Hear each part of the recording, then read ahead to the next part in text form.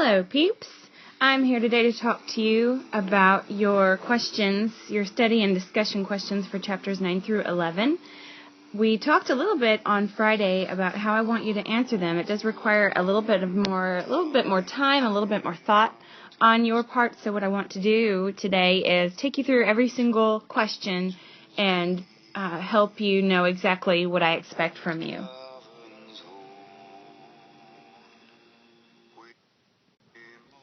Remember that your instructions were very specific in asking you to provide thoughtful and detailed responses to each of those following questions. And your responses are not going to be exactly the same or structured exactly the same every single time. However, it is important that you begin getting into the habit of using textual evidence to support your answer, even if it's a level 3 question. Level 2 questions, obviously, you need to support your answers with evidence from the text, but even those upper level, level 3 questions require some kind of support or some kind of connection back with the actual text. And this is a good opportunity for me to go ahead and review those 3 levels of questions with you. Remember that level 1 is very literal. We like to think of level 1 as being on the lines. You can put your finger on the answer. Level 2 involves drawing conclusions, making inferences and judgments and generalizations. It is reading between the lines. You take the information from the text and you add to it something more, whether it's something that you know from your experience or something that you've got from another part of the text. Either way, it's between the lines. You can't put your finger right on the answer to a level 2 question. And level 3 is way zoomed out. It's evaluative. It's actually taking the literal text and making an inference about that text and then applying that to humankind or your life or the world or the universe in general.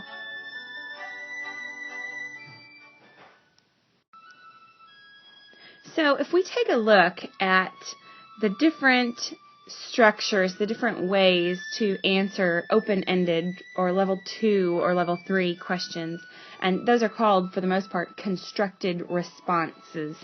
There are lots of little tricks and acronyms and mnemonics to help students out there remember that structure of answering open-ended questions like that. A couple of examples. This one is called the PEAK paragraph, point, evidence, link, evidence, commentary. We have one that's called ma'am, me, the author again, and then go back to me. We have one called race, which is for the most part my favorite. Restate the question, answer the question, all the parts of the question, cite details and evidence from the text, and then extend to themselves and outward. Make connections with the text there. And this last one is kind of difficult to see. It's called actually CEIEIO, I think, something like that. But there are a ton of them out there. Despite there being lots of different ways to answer a constructed response question, basically I have 4 simple steps when I want you to answer your questions for chapters 9, 10, and 11. First, I want you to restate the question. I think it's important that you restate the actual question, and that basically just involves taking the question and turning it around. I think it's so important that you do that because that helps me get inside your head, and then I can be confident that you actually understood what the question was asking. If I can tell that you didn't by the way that you restated it, then you and I can get together and talk about that and we can try it again. But if you just straight up answer the question, I don't have any gauge for knowing what parts of that question you understood and what parts you didn't.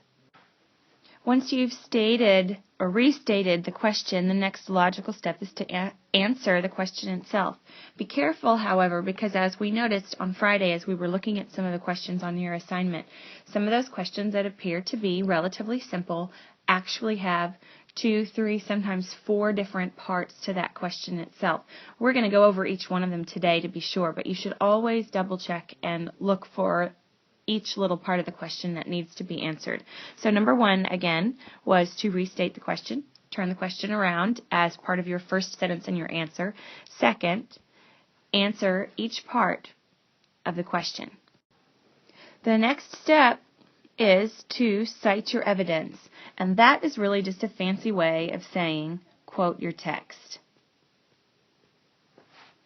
Remember that if you are quoting a large piece of text, that you can use the ellipses, that's the ...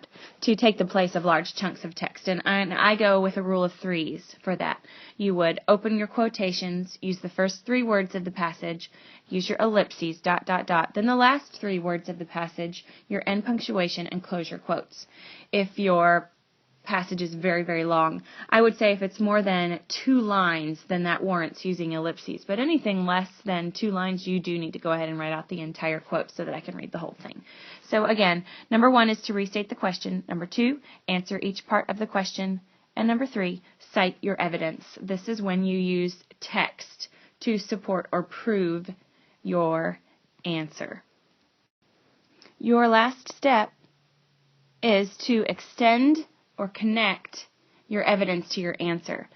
As we talked on Friday, what that means is once I see your answer and I see that you have cited your evidence, I need some sort of connection between the two, a bridge, if you will. So for the last part of your answer, I want you to explain why your quote answers the question, or why your quote supports your answer to the question. It's one of those get me inside of your head type sentences that connects everything together. All right, so let's get started with number 1. We've already been over number 1, but let me remind you that there are 3 parts to the answer for number 1. The first part would be the whom. Whom did the wood elves imprison and why? Second, that's the why part. The third part of this question is the what. What did they want to do with them? So here's number 1, or the first part. Number 2, the second part of that question is the why. And then what do they want to do with them? That's the third part. So when you're answering number 1, be sure that you get each of those 3 parts. And yes, you do need textual evidence. We found it together in class on Friday. Number 2, Bilbo is not among the imprisoned. Why not? What prompts him to accompany the prisoners? Here is the first part of our answer, and here is the second part of our answer. So again, we'll have one part, S is the why not, and the second part will be the what prompts Bilbo to accompany the prisoners. And again, yes, textual evidence is necessary. Remember to restate the question, answer the question, cite your evidence, and then extend, explain, connect. Number 3, who is the Elven King? Describe his appearance and his realm, and then venture symbolic interpretations of both. Taking into account the description of the Elven King's realm, where else have you encountered similar settings? This is a rather complicated question to address. So if you remember what we went over on Friday, the first part to answer is, who is the Elven King? The second part is to describe his appearance. The third part is to describe his realm. And then for the fourth part, we need to think rather symbolically about both the Elven King, the way that he looks, and his kingdom. So symbolism can be a little bit tricky, so I want to take a little side trip, if you will, and let's look at symbolism more closely. Symbolism is when a writer uses an object or a reference to add deeper meaning to his story or a poem, if you will. Symbolism in literature is tricky to find because an author will either be very, very subtle with his or her symbolism, meaning you won't see it very often, it's not very much in your face, or sometimes it's very obvious and it is in your face what the symbolism is. Sometimes the symbol will show up once or twice, and then sometimes the symbol will kind of hit you over the head again and again and then again and again. It all depends on the author. An author may repeatedly use the same object to convey deeper meaning, or the symbol will change and represent the same thing throughout the entire work. Or the author may use variations of the same object to create an overarching mood or feeling. Symbolism is often used to support a literary theme in a subtle manner. So a lot of times the theme and a symbol are very, very much connected. So if we take a look at some examples of symbolism, and this can be hard because one thing in one work is a symbol and another it's not. But some very common symbols are, there are a lot of religious symbols: crosses, angels, halos, clouds, churches, sometimes a star is a religious symbol. There are symbols that refer to reincarnation or reinvention. Another way to say that is rebirth or starting over or new life, and that would be a phoenix rising from the flames, like in Harry Potter. A cross, a rainbow, a storm passing over, the sun rising at dawn, broken chains, all of those things. While at level 1 it looks like a broken chain, but at level 2 it stands for escape or starting again.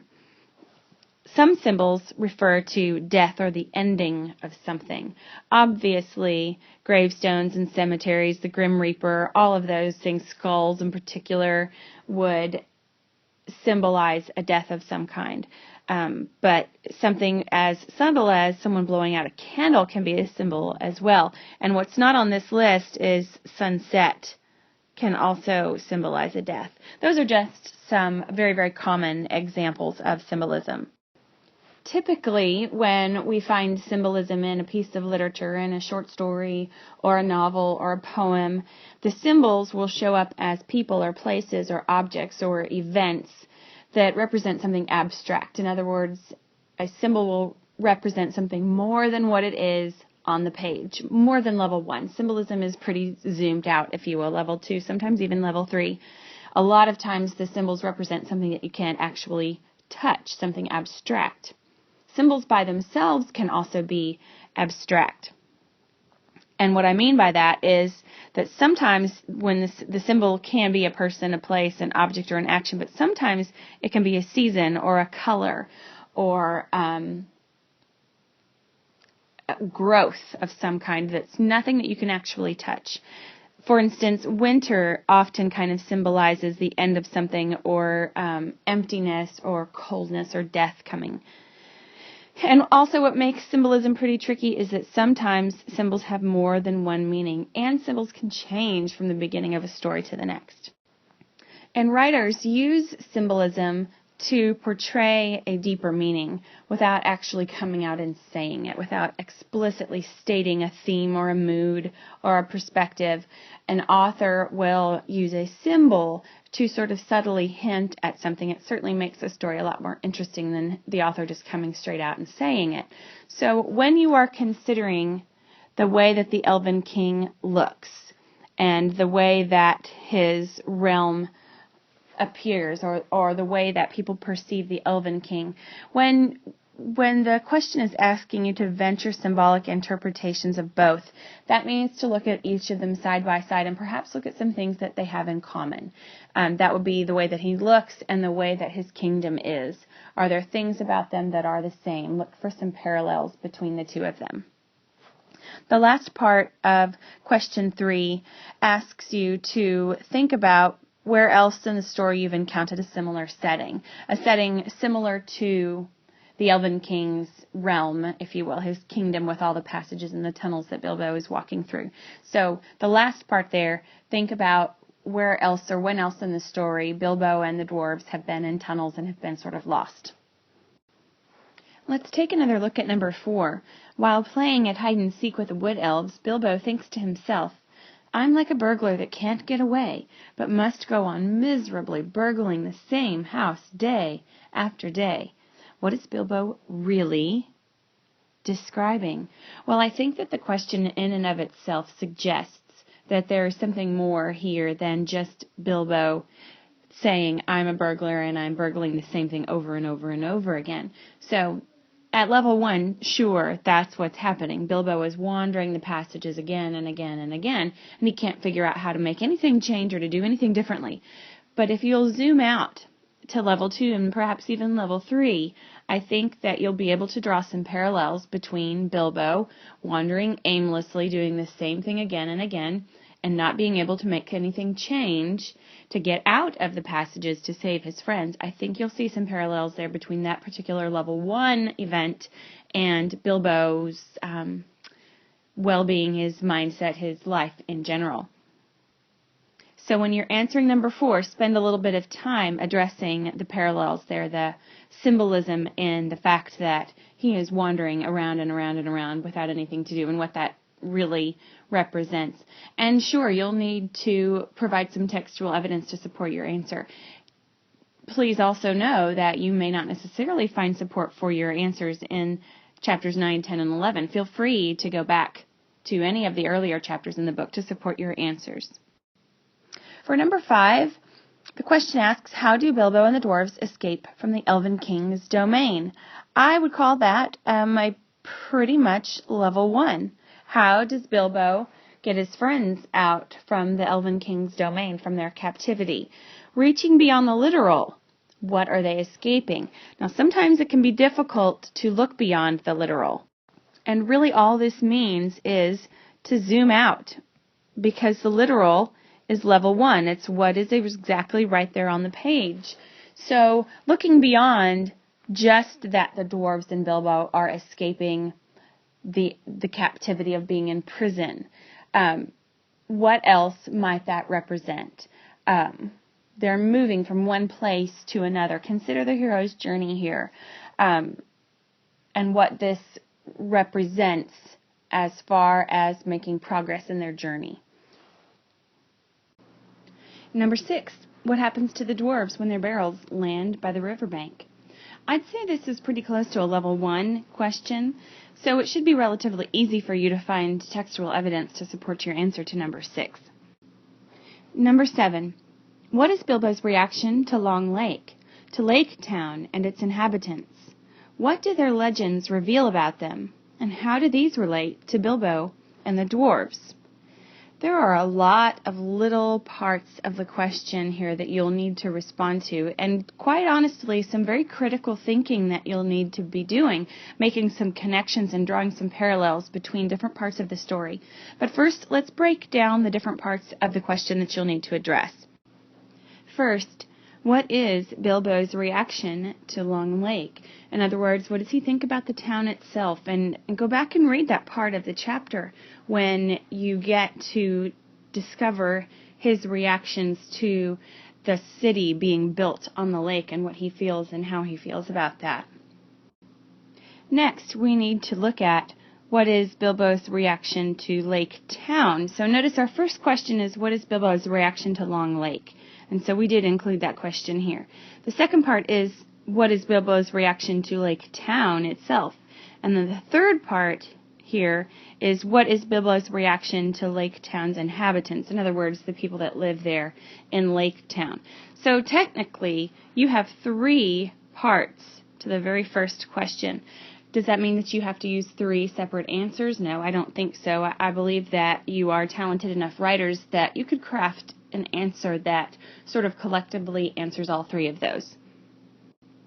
The next part of number 7 is, what do their legends reveal about the inhabitants of Lake Town? So when we say what do their legends, of course we're still talking about Lake Town's inhabitants. And so the question here, what do their legends, if we look at the actual question itself, what do their legends reveal about them? So we're talking about the inhabitants of Lake Town, the men, and what do their legends of the men reveal about the men themselves? So when we say, what do their legends reveal about the inhabitants of Lake Town, really we could put men in here. What do the men's legends reveal about the men? So the last 2 parts of this question I think really belong together, because we have, what do the men's legends reveal about them, the men, and then lastly we have this part of the question here, how do these, and again we're talking about the legends here, how do these legends relate to Bilbo, and how do these legends relate to the dwarves?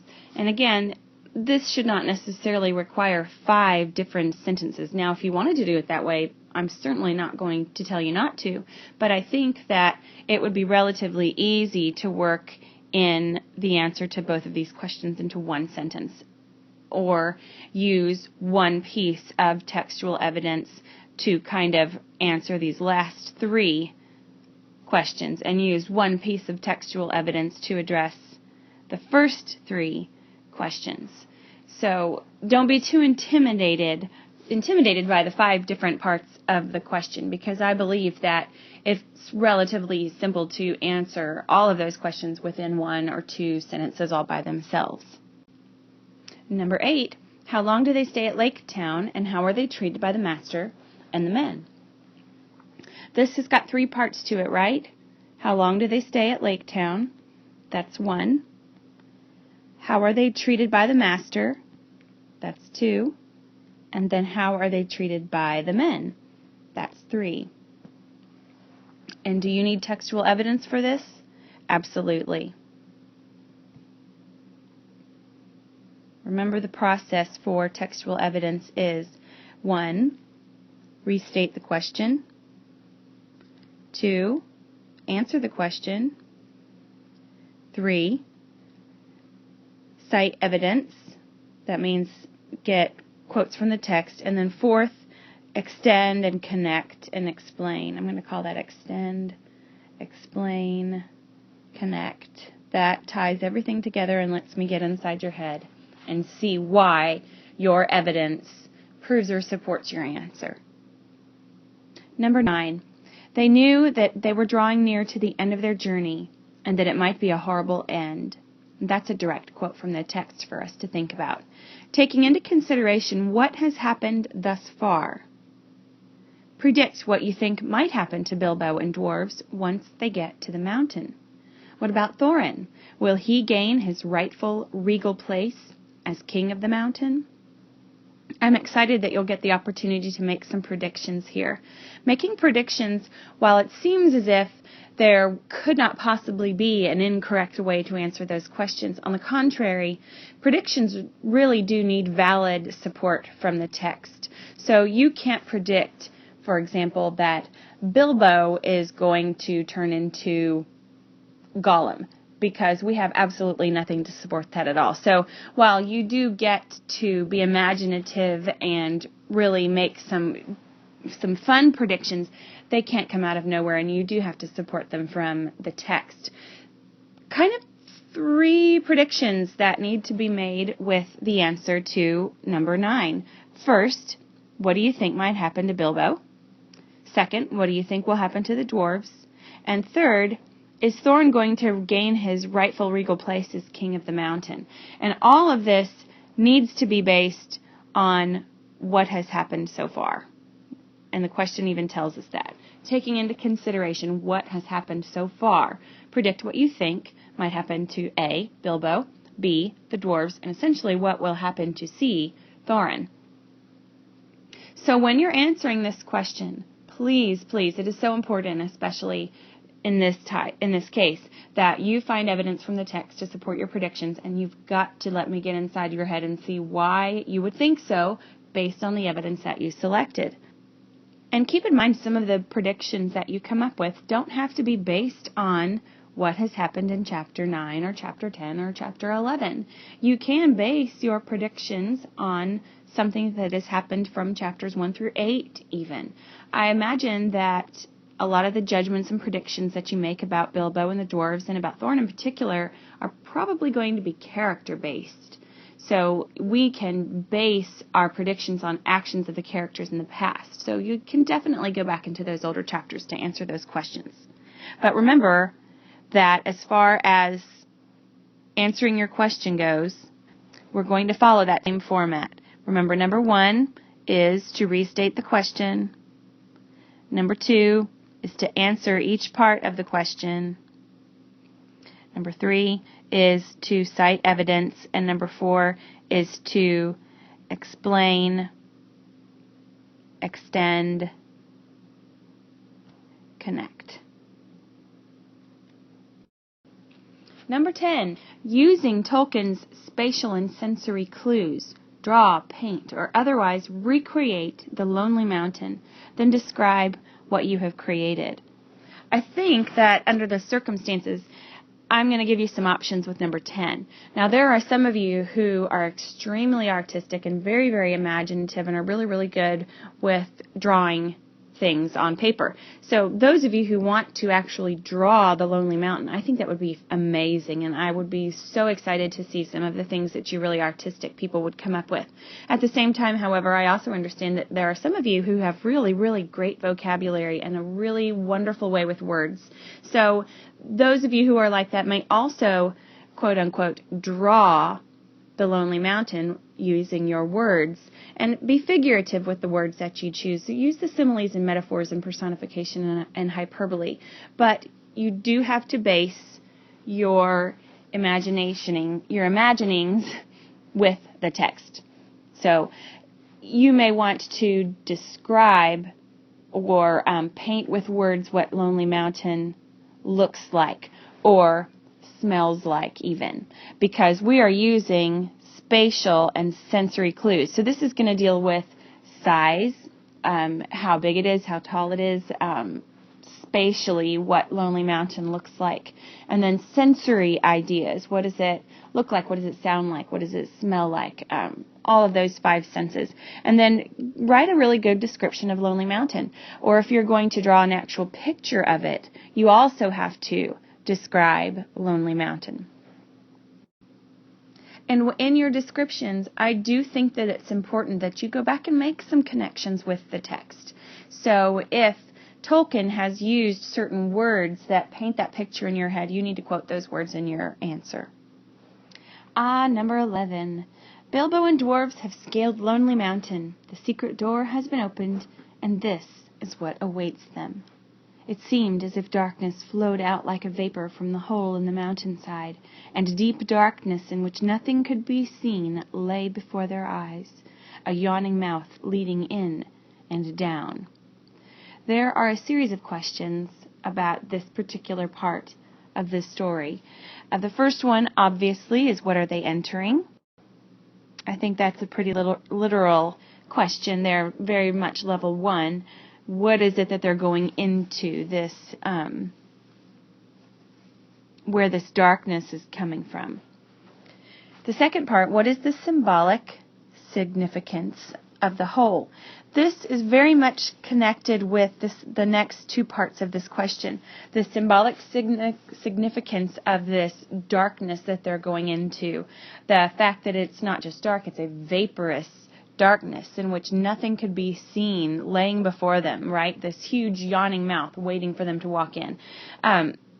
What does this all have to do with the hero's journey? And if we go back and take a look at the hero's journey here, now I know you can't read the text there, but I do need you to go back and check your notes and look at what part of the hero's journey this is going to put Bilbo in. This is a very dark, very scary, probably the most frightened that Bilbo has ever been at this point, as he knows, as the burglar, he is expected to be the one to go in first. So keep all that in mind as you address the symbolic significance of this vast black openness that Bilbo is expected to go into when he can't even see what's on the other side. And what does this mean for Bilbo's journey? What does this represent for them? And then I think that the last part of the question here, predict what will happen to them inside, I think that all of these things kind of go together. But you must make a reference to the hero's journey as you're answering these parts of number 11. Be sure that you address each piece of number 11. And yes, you do need some textual evidence. You can't make a prediction and not base it on something. So in particular, you may want to go back to the beginning of the story. A lot of times Gandalf has some really great things to say, in particular about Bilbo. Gandalf makes some, I would call them, predictions about Bilbo at the very beginning that might be important for you to go back and look at, and you're welcome to use that as your evidence supporting your predictions. In a quick review, guys, when you are answering open-ended or constructed response questions, the steps are, number 1, to restate the question. Number 2, answer the question and all of the little parts of the question. Number 3, cite your evidence. That means direct quotes. Find evidence in the text that supports or proves your answer. And the last step is to explain or extend your thinking. This is the let me get inside your head step, so that I can see how you have connected your evidence to your answer. In other words, why does your textual evidence that you picked, why does that prove your answer? Some folks actually add a 5th step, which is to go back to the beginning and restate your answer one more time, which I always think is a nice way to wrap everything up. Let me point out to you something interesting that I waited until now to show you, that if you look at the first letter of each of our steps, we come up with racer. Just a nice little easy way to remember the steps of your answering constructed response questions. So if I can help you guys, please shoot me an email at coolteacher@gmail.com, at heatherdsanders@misdmail.org, or as always, you can drop me a line on Edmodo. Remember that your constructed response questions for chapters 9, 10, and 11 are due Tuesday as soon as you cross the threshold. So I will see you all tomorrow. Bye. So that concludes my tutorial for your study and discussion questions for The Hobbit, chapters 9 through 11. In review, let's go over those 4 steps again to answering the questions effectively. First, you want to restate the question. That often just involves taking the question and turning it around. Second, you do need to answer the question, and you need to answer all the little parts of the question. Most of the time, the question actually breaks down into 3, 4, sometimes 5 different pieces that you need to address. Third, you need to cite your evidence. That means find a direct quote in the text that supports or proves your answer. Number 4, you need to extend, or I like to call this explain, or extend, or connect your evidence to your answer. In other words, this is the let me get inside your head step and let me see why you picked that particular quote as support for the answer to that question. Some folks will even put on a number 5 just as an FYI, and that would be to restate the question one more time, or to restate your answer one more time at the very end. This all makes this really easy to recall, because if you will look at the first letter in each step, you will end up with racer. Or if you leave off that last step, it would just be race. Racer is always best. If you have any questions, please send me an email at coolteacher@gmail.com, at heatherdsanders@misdmail.org, or you can just drop me a line at Edmodo, and I'll do my best to get back to you as soon as possible. Guys, don't forget, this assignment is due Tuesday when you get to class, so please let me know if I can help you in any way, and I'll see y'all tomorrow. Bye. In a quick review, guys, when you are answering open-ended or constructed response questions, the steps are, number 1, to restate the question. Number 2, answer the question and all of the little parts of the question. Number 3, cite your evidence. That means direct quotes. Find evidence in the text that supports or proves your answer. And the last step is to explain or extend your thinking. This is the let me get inside your head step, so that I can see how you have connected your evidence to your answer. In other words, why does your textual evidence that you picked, why does that prove your answer? Some folks actually add a 5th step, which is to go back to the beginning and restate your answer one more time, which I always think is a nice way to wrap everything up. Let me point out to you something interesting that I waited until now to show you, that if you look at the first letter of each of our steps, we come up with racer. Just a nice little easy way to remember the steps of your answering constructed response questions. So if I can help you guys, please shoot me an email at coolteacher@gmail.com, at heatherdSanders@misdmail.org, or as always, you can drop me a line on Edmodo. Remember that your constructed response questions for chapters 9, 10, and 11 are due Tuesday as soon as you cross the threshold. So I will see you all tomorrow. Bye. So that concludes my tutorial for your study and discussion questions for The Hobbit, chapters 9 through 11.